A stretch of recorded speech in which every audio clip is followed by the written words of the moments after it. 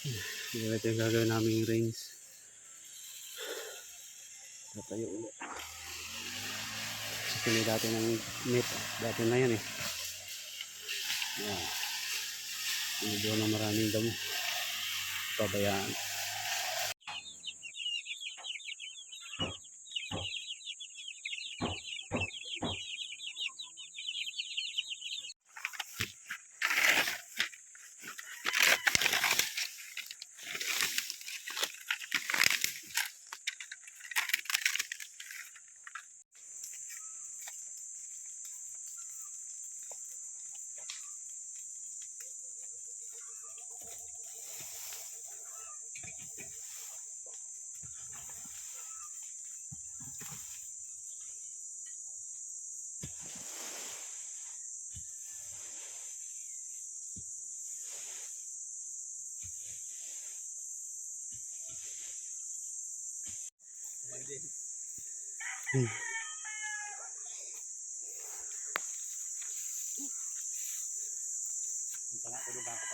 Para mainitan ng konti.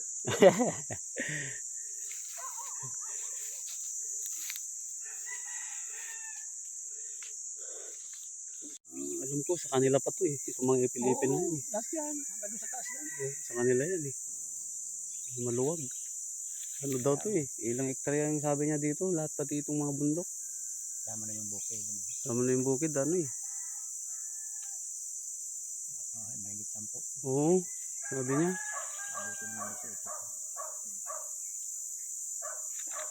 Ito yung... Kasi dati nalinis na dyan, di ba?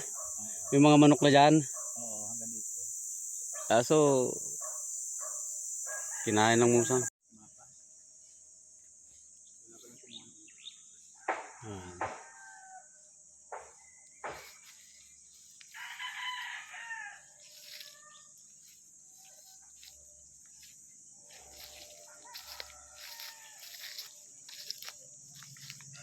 Dito hindi gano'ng umaan.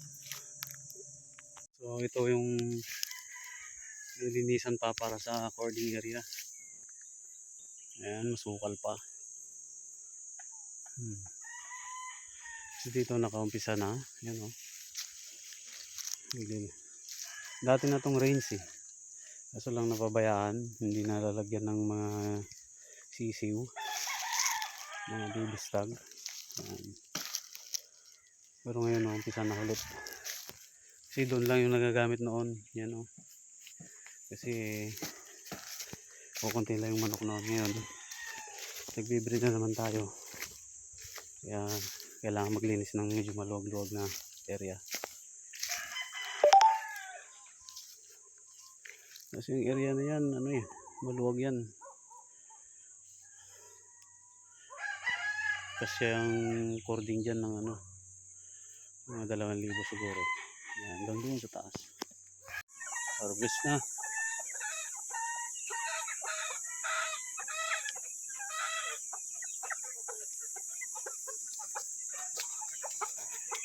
Harvest time. Lumaki to. Kaya? Saan to kuya? Hindi ko pala na ibaon.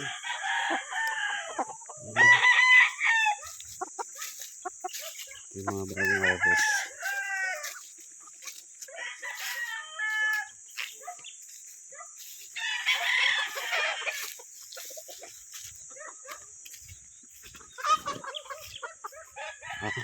Kailangan pa ibaon. Bagong lipat.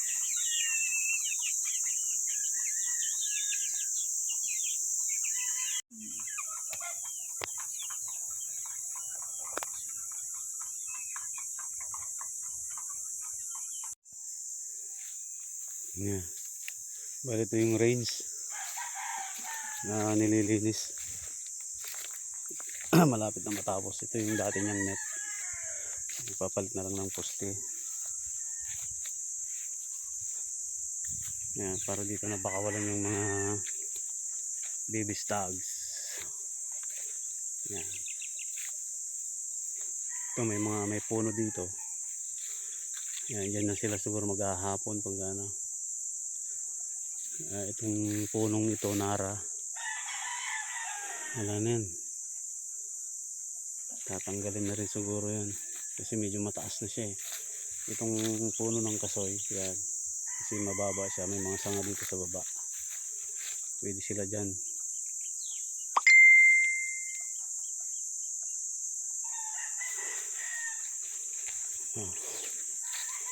Tsaka yan, yung area na yan, malinisin pa yan pagka medyo ano na, nakapag-produce ng marami-rami.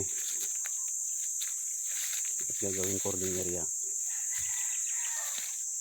Sa ngayon doon pa lang sa baba ang mga cording area namin kasi kukunti pa lang. Nagpapasisyo parang kanina. Ayan. Ito yung farm ng EB Kasoy.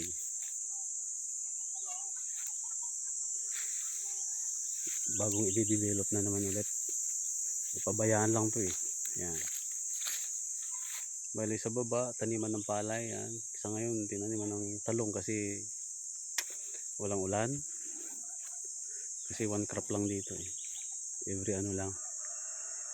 Tag-ulan lang.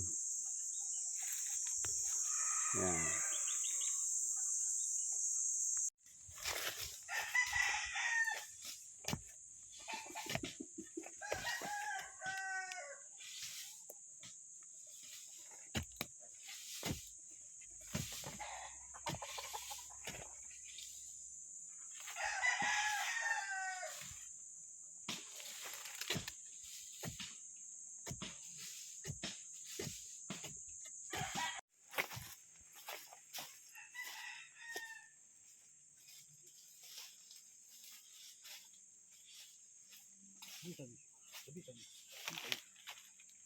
Sabi.